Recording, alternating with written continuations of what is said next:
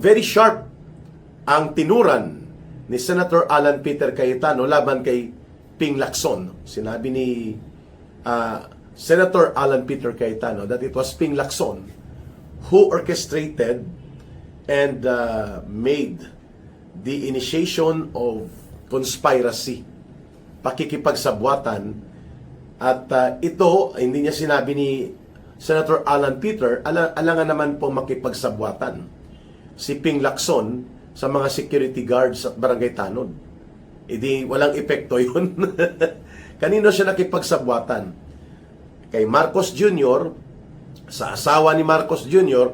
na si Lisa Araneta at mismo kina Boying Rimulya. So, yun po ang purpose.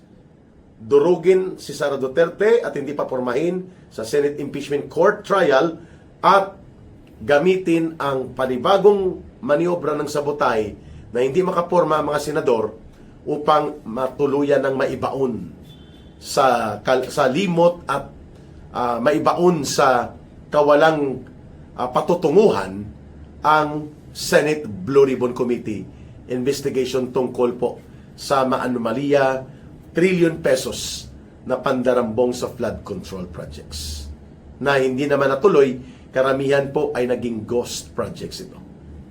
So you see, Ping Lacson, you have a lot of things to explain.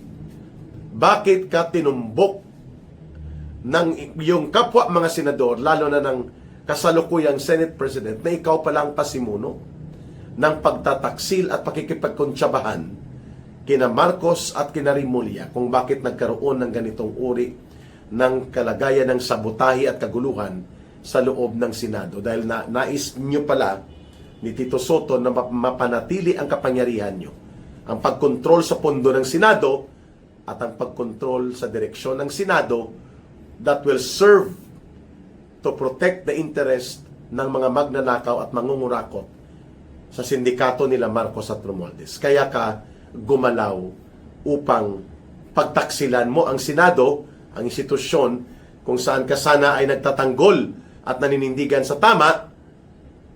Sagutin mo ngayon itong ibinunyag sa iyo ni Senator Alan Peter Cayetano, and mukhang alam na rin ito ng mga kapwa mo senador, pero mahina lang ang loob talaga ni Chis Kilay Duwag Escudero kung bakit tumawid ito papunta sa grupo ng mga Marcos senators.